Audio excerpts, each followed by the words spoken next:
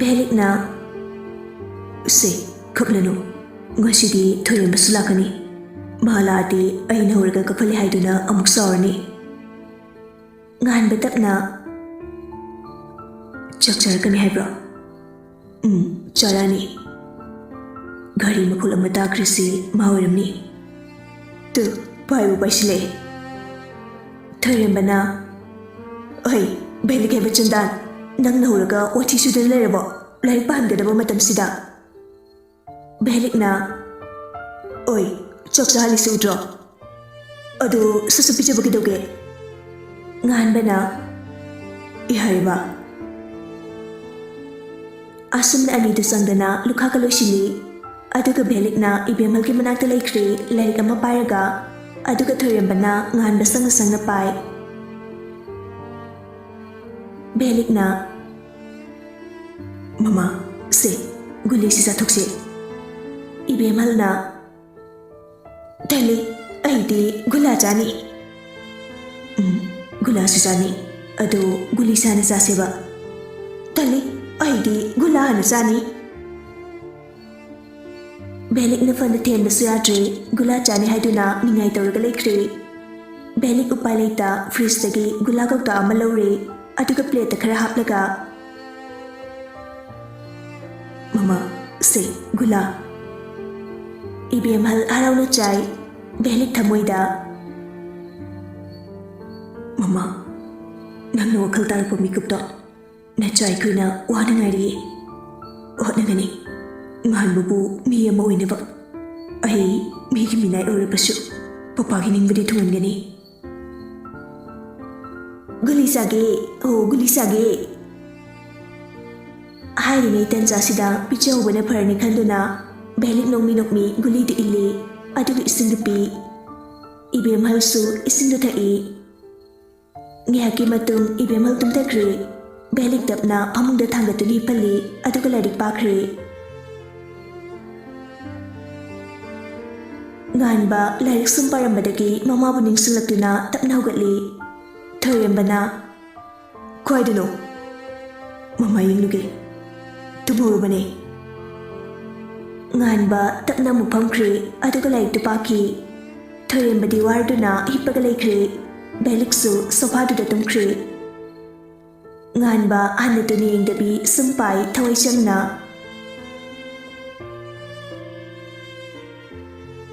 Asomdasu Dynalna nungsida call tawrai Thumninge nungsina tamjaro Dynalna Angang si bidiyam leitaba malida Khakti kapagano wamaige Kaiwano Dynal Soram Phongdoktana Nganbagi mapalitre Mamana mirondadana leiri Wahiduda nungsi soilaukre Aikai group ta haipane Nungsi tamina laikre miludagi pirangsu takna sindharai Aibu manglo taibunglo Mangna tibem Nungsi makholi toktabi machin melaga kapi Dynal amuki hena tapthana Nang bukopshino wasung haina aikiba nate Nangonda arot pathamindabagi aikiba wahaini Aigi wahiduna nang waraba Ailali Nang thawai nungairudaba wahirubagidamagda Matungna bukapnaba wanaba wahi amata hairoi Bhem kapatoo Ai kaptiye Nangi chimbalna kapti haisu Ai khangi nang kapi haiba Ai hoksilake Nungsi kapningbagi wahi bangamdre Dynal panthade prapra kumtharai aduga sambaldagi kalai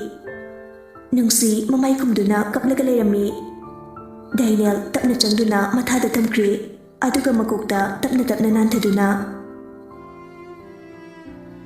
Khapkanu khapatu Nungsi kaplaga Dynal gi thabak tasui Nang kaya aidrino aduga nang aida kaya aidrino Ai sidi se khapatu ꯑꯩꯒꯤ ꯃꯥꯡꯗ ꯁꯨꯝ ꯀꯞꯄꯤꯁꯤ ꯀꯩꯒꯤꯅꯣ? ꯑꯩꯅ ꯅꯪꯁꯦ ꯀꯞꯐꯜꯂꯣꯏ ꯍꯥꯏꯗꯨꯅ ꯋꯥꯁꯛꯈ꯭ꯔꯒ ꯑꯩꯒꯤ ꯃꯥꯡꯗ ꯁꯨꯝ ꯀꯞꯄꯤꯁꯤ ꯀꯩꯒꯤꯅꯣꯕ? ꯑꯩꯒꯤ ꯋꯥꯁꯛ ꯀꯥꯏꯍꯜꯂꯦ ꯅꯪꯅ꯫ ꯂꯝꯍꯦꯟꯕꯤ, ꯕꯦꯝ ꯂꯝꯍꯦꯟꯕꯤ꯫ ꯑꯗꯨꯗꯤ ꯑꯣꯏꯁꯤ ꯀꯞꯄꯗꯣ ꯍꯥꯟꯅ ꯑꯝꯇ ꯐꯈꯣ꯫ ꯉꯥꯏꯍꯥꯛꯀꯤ ꯃꯇꯨꯡ ꯅꯨꯡꯁꯤ ꯀꯞꯄ ꯐꯈ꯭ꯔꯦ꯫ ꯍꯧꯖꯤꯛꯇꯗ ꯇꯠꯇꯨ ꯌꯦꯡꯂꯒ ꯅꯪ ꯁꯥꯎꯕ꯭ꯔꯥ? ꯀꯩꯒꯤ ꯑꯩꯗꯤ ꯁꯥꯎꯗꯣꯏꯕ? ꯑꯩꯅ ꯗꯥꯉꯥꯟꯕꯒꯤ ꯃꯔꯝꯒꯤ ꯀꯞꯄꯒꯤ ꯅꯪ ꯅꯨꯡꯉꯥꯏꯇꯕ꯭ꯔꯥ? ꯋꯥꯔꯧꯕ꯭ꯔꯥ? ꯁꯥꯎꯗꯦ, ꯋꯥꯔꯧꯗꯦ꯫ ꯑꯁꯨꯛ ꯅꯨꯡꯁꯤꯈ꯭ꯔꯕꯤ ꯑꯩꯒꯤ ꯕꯦꯝꯗ ꯑꯩꯅ ꯁꯥꯎꯕ ꯋꯥꯔꯧꯕ ꯉꯝꯗꯦ꯫ ꯁꯥꯎꯒꯦꯗꯤ ꯇꯧꯕꯅꯤ, ꯑꯗꯨꯕꯨ ꯅꯪꯒꯤ ꯁꯛꯇꯝ ꯎꯕꯗ ꯁꯥꯎꯕ ꯉꯝꯗꯦ, ꯉꯝꯍꯟꯗꯦ ꯅꯪꯒꯤ ꯅꯇꯧ ꯑꯗꯨꯅ꯫ ꯑꯩꯁꯦ ꯇꯁꯦꯡꯅ ꯅꯐꯝꯗ ꯄꯥꯡꯗꯕ ꯑꯣꯜꯂꯤ, ꯄꯥꯡꯗꯕ꯫ ꯅꯪꯒꯤ ꯃꯤꯠꯀꯤ ꯄꯤ ꯌꯦꯡꯕ ꯉꯝꯗꯕ ꯑꯩꯅ ꯅꯪꯕꯨ ꯍꯟꯖꯤꯟ ꯍꯟꯖꯤन ꯀꯞꯍꯜꯂꯤ꯫ ꯑꯩꯁꯦ ꯌꯥꯝ ꯐꯠꯇꯦꯀꯣ? ꯅꯨꯡꯁꯤ ꯗꯥꯏꯅꯦꯜꯒꯤ ꯃꯊꯥꯗꯒꯤ ꯊꯣꯛꯈꯤꯒꯦ ꯇꯧꯏ, ꯑꯗꯨꯕꯨ ꯗꯥꯏꯅꯦꯜꯅ ꯍꯦꯟꯅ ꯀꯟꯈꯤꯕ ꯑꯣꯏꯕꯅ ꯉꯝꯗ꯭ꯔꯤ꯫ ꯂꯝꯍꯦꯟꯕꯤ ꯑꯣꯏꯒꯅꯨ, ꯐꯨꯖꯅꯤ꯫ ꯄꯨꯡꯁꯨ ꯊꯦꯡꯉꯦ, ꯄꯣꯊꯥꯔꯨꯔꯣ꯫ ꯉꯁꯥꯏꯗꯒꯤ ꯂꯥꯏꯔꯤꯛ ꯄꯥꯕꯗ ꯋꯥꯔꯝꯃꯅꯤ꯫ ꯉꯥꯏꯍꯥꯛ ꯂꯩꯈꯤꯁꯤ, ꯑꯩ ꯇꯨꯝꯅꯤꯡꯉꯦ꯫ ꯊꯨꯝꯖꯧꯅ ꯑꯩ ꯊꯝꯖꯤꯟꯕꯤꯔꯝꯒꯦ꯫ ꯅꯨꯡꯁꯤ ꯇꯨꯃꯤꯟꯅ ꯉꯥꯏꯍꯥꯛ ꯂꯩ, ꯑꯗꯨꯒ ꯇꯨꯝꯃꯨꯔꯣ, ꯏꯪꯉꯗꯤ ꯑꯃꯨꯛ ꯅꯥꯅꯤ꯫ ꯅꯍꯥꯟꯅꯤ ꯄꯥꯈꯠꯄ꯭ꯔꯣ ꯅꯪꯕꯣ? ꯌꯥꯝ ꯅꯨꯡꯁꯤꯕ ꯍꯦꯟꯒꯠꯂꯤ ꯅꯪꯒꯤ ꯋꯥꯍꯩꯗꯨꯅ꯫ ꯅꯪꯁꯨ ꯆꯪꯉꯨ, ꯑꯩ ꯅꯪꯅ ꯇꯨꯝꯕ ꯌꯦꯡꯈꯤꯅꯤ꯫ ꯐꯥꯒꯤ ꯇꯧꯅꯨ, ꯆꯪꯉꯨ꯫ ꯐꯥꯒꯤ ꯅꯠꯇꯦ, ꯇꯨꯝꯃꯨ꯫ ꯁꯤꯗ ꯀꯃꯥꯏꯅ ꯇꯨꯝꯗꯣꯏꯅꯣ? ꯑꯗꯨꯗꯤ ꯄꯨꯕꯤꯌꯨꯔꯥ? ꯅꯨꯡꯁꯤ ꯃꯃꯤꯠꯇ ꯂꯥꯎꯊꯣꯛꯇꯨꯅ ꯀꯩꯕꯣ? ꯄꯣꯔꯣꯏ, ꯁꯦ ꯇꯨꯝꯃꯣ꯫ ꯁꯤꯗ ꯇꯜꯂꯦ ꯍꯥꯏꯕ꯫ ꯂꯝ ꯌꯥꯝ ꯍꯦꯟꯒꯅꯨ, ꯇꯜꯂꯦ ꯍꯥꯏꯔꯒ ꯑꯝꯇ ꯌꯦꯡꯖꯒꯦ ꯍꯥꯏꯕ ꯅꯪꯅ ꯇꯨꯝꯕꯗꯣ꯫ ꯀꯣꯟꯅ ꯃꯇꯥꯡ ꯆꯥꯔꯀꯥꯟꯗ ꯌꯦꯡꯖꯧ꯫ ꯀꯔꯝ ꯀꯥꯟꯗ ꯌꯦꯡꯗꯣꯏꯕ? ꯅꯨꯡꯁꯤ ꯅꯣꯛꯃꯤ꯫ ꯑꯗꯨꯕꯨꯔꯣ, ꯅꯪꯅ ꯍꯌꯦꯡꯋꯥꯏ ꯗꯣꯛꯇꯔ ꯑꯣꯏꯔꯕ ꯃꯇꯝꯗ ꯊꯥꯡꯁꯨ ꯊꯥꯡꯍꯟꯒꯅꯤ, ꯑꯗꯨꯒ ꯀꯩꯗꯧꯔꯕ? ꯑꯗꯨꯒ ꯏꯕꯥꯅꯤꯁꯨ ꯂꯨꯍꯣꯡꯉꯅꯤ꯫ ꯗꯥꯏꯅꯦꯜ ꯍꯔꯥꯎꯅ ꯑꯩ ꯁꯣꯏꯗꯅ ꯑꯣꯏꯒꯅꯤ, ꯑꯗꯨꯒ ꯅꯪꯕꯨ ꯌꯥꯝ ꯅꯨꯡꯉꯥꯏꯅ ꯊꯝꯅꯤ꯫ ꯑꯩꯕꯨ ꯌꯥꯝ ꯅꯨꯡꯉꯥꯏꯅ ꯊꯝꯅꯤꯡꯕ꯭ꯔꯥ? ꯃꯥꯂꯦꯝꯁꯤꯗ ꯂꯩꯔꯤꯕ ꯅꯤꯡꯉꯣꯜ ꯑꯣꯏꯕꯤ ꯈꯨꯗꯤꯡꯗꯒꯤ ꯑꯩꯒꯤ ꯕꯦꯝꯅ ꯍꯦꯟꯅ ꯅꯨꯡꯉꯥꯏꯅ ꯊꯝꯅꯤꯡꯉꯤ꯫ ꯃꯥꯂꯦꯝꯁꯤꯗ ꯈ꯭ꯋꯥꯏꯗꯒꯤ ꯂꯥꯏꯕꯛ ꯐꯕ ꯂꯛꯇꯒꯤꯁꯨ ꯑꯣꯏꯍꯟꯅꯤꯡꯉꯤ꯫ ꯀꯩꯒꯤꯅꯣ ꯅꯪꯅ ꯑꯩꯕꯨ ꯑꯁꯨꯛ ꯅꯨꯡꯁꯤꯔꯤꯁꯦ? ꯅꯨꯡꯁꯤꯃꯟꯕꯁꯨ ꯐꯠꯇꯦ, ꯑꯀꯤꯕ ꯍꯥꯏꯕ ꯏꯍꯤꯜꯗꯨꯁꯨ ꯐꯥꯎꯏ꯫ ꯑꯩ ꯄꯥꯈꯠꯂꯤ, ꯃꯤꯄꯥꯏꯕꯁꯨ ꯐꯥꯎꯏ꯫ ꯑꯃꯨꯛ ꯀꯞꯇꯣꯏꯔꯣ?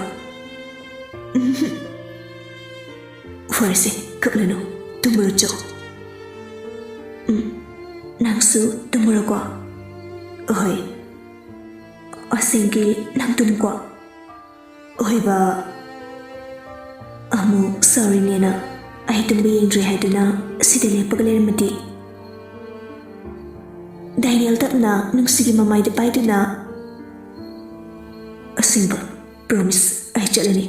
ꯅꯪꯅ ꯍꯦꯛ ꯊꯣꯡ ꯂꯣꯟꯈꯤꯕꯒ꯫ ꯅꯨꯡꯁꯤ ꯇꯞꯅ ꯗꯥꯏꯅꯦꯜꯒꯤ ꯃꯈꯨꯠꯇ ꯄꯥꯏꯔꯛꯏ, ꯑꯗꯨꯒ ꯌꯥꯝ ꯅꯨꯡꯁꯤꯅ ꯒꯨꯗ ꯅꯥꯏꯠ, ꯁ꯭ꯋꯤꯠ ꯗ꯭ꯔꯤꯝ꯫ ꯅꯨꯡꯁꯤ ꯇꯞꯅ ꯆꯪꯈꯤ, ꯗꯥꯏꯅꯦꯜꯁꯨ ꯅꯣꯛꯃꯤ꯫ ꯑꯩꯅ ꯂꯩꯍꯧꯅꯤ ꯍꯥꯏꯕꯒꯤ ꯄꯥꯈꯠꯄ ꯐꯔꯕꯣ? ꯆꯪꯉꯣ꯫ ꯅꯨꯡꯁꯤꯁꯨ ꯆꯪꯈ꯭ꯔꯦ, ꯗꯥꯏꯅꯦꯜꯁꯨ ꯅꯣꯛꯃꯤ ꯃꯌꯨꯝꯗ ꯍꯜꯂꯛꯇꯨꯅ ꯀꯥꯗ ꯆꯪꯂꯛꯏ꯫ ꯇꯨꯝꯊꯒꯦ ꯍꯦꯛ ꯇꯧꯕꯒ ꯀꯣꯜ ꯂꯥꯛꯂꯤꯕꯗꯨ ꯎꯕꯗ ꯅꯣꯛꯃꯤ ꯄꯥꯏꯈꯠꯂꯤ꯫ ꯑꯩ ꯆꯪꯉꯦ, ꯚꯤꯗꯤꯑꯣ ꯀꯣꯜ ꯇꯧꯔꯛꯀꯦ, ꯑꯗꯨꯒ ꯌꯦꯡꯉꯣ꯫ ꯚꯤꯗꯤꯑꯣ ꯀꯣꯜ ꯑꯣꯟꯊꯣꯔꯛꯏ, ꯅꯨꯡꯁꯤꯁꯨ ꯅꯣꯛꯃꯤ꯫ ꯃꯆꯤꯟꯗꯤ ꯊꯤꯗ꯭ꯔꯦ꯫ ꯊꯨꯝꯖꯔꯣ꯫ ꯑꯅꯤꯗꯨ ꯀꯣꯜꯗꯨ ꯊꯝꯅꯈ꯭ꯔꯦ꯫ Thoyemba pung ahunggi alam du khonglakpaduda hawgalai adubu angakpana khamthengli nganbadu study table mamangduda phamduna lai paduna lermi Thoyembana namdundrabo nganbana Tumi alam khonglakpada hawgalaba nangna pung kiyagi alam ani makhaygi natradi ngamdong mandi tawbani pung kiyada tumdi nangbo Baruda Thoyemba hawgatuna washroom da changkhri aduga tholaktuna kitchen da sangduna chaba yaba khare yengi Belek su zangai Good morning amadudi de moriba Ohin hawgalapada laik par lermi Kramkan hawgaliba Nanga ochingana bagandi ai chana piruge waramani Oi hoi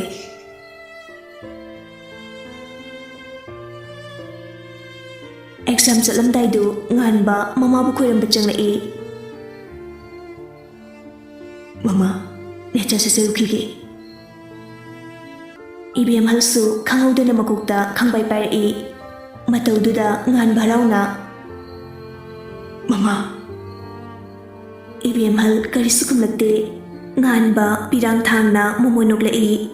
aduga mapangi kada changduna photo aduda makhut ani lonaduna Papa, necha sesirukige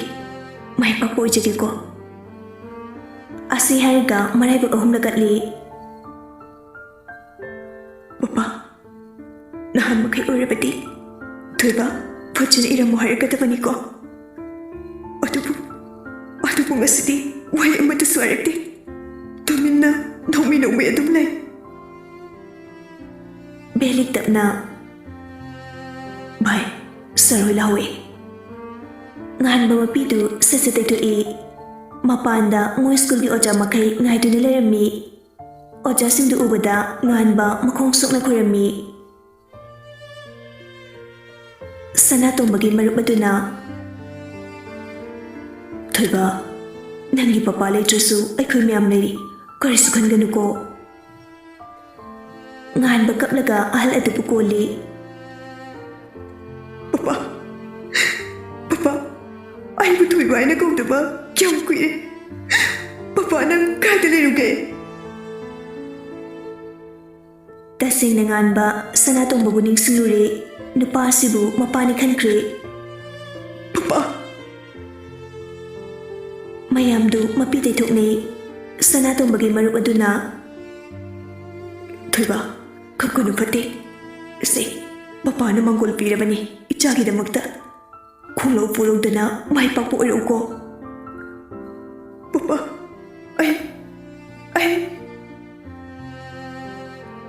Oja na piya masangatuna nganbagi makokta nanthabiduna Khanjaba khuti amata sithatana iramboyo Oi miss Oja na pamana mo Sir Sanatombadu yam bhabani Mali tabadagi school mandre yam honge Ihengoi Nangi papa na nangbu gyan tarakpa yang wana ngarambani Adubu nangna gyan tarakpa diri mahadi uba phangidre ko Sir Asi haraga maru lukthaduna kapi Kapata hoidi se exam salamdaida Wakal khantaduna ingi iramuko asoib amate handana Nganba makok nontaduna Sorry sir Ay ang amuhot na gani Papagi ningba kay daw yung suka hello Aduga Ay papagi laman kumduna Papagi taway na pin na papami Mayam dungak na Kay nungan ba Sorry sir Sanatombagi marup aduna Adudi pungsi araktre Chad na matawar Richard ki mama na Bungo, nganba, chalo inti na iramuko Nang mama se koy babutok luge Ahalagpada leramdre haiduna bakit kano Oy mama Urisat ki mama adu changagtuna nganbagi makutu takna chii Aduga kuning kangduna makokta manam ahumlak nami Nganba kapli Mama, aibu sum manam nambiyu ko. Kaigi namloi, nangsu aigi ichani subani. Nganba kamnok toksay. Asumna makoy exam center tana lagtuna exam hall changna kre.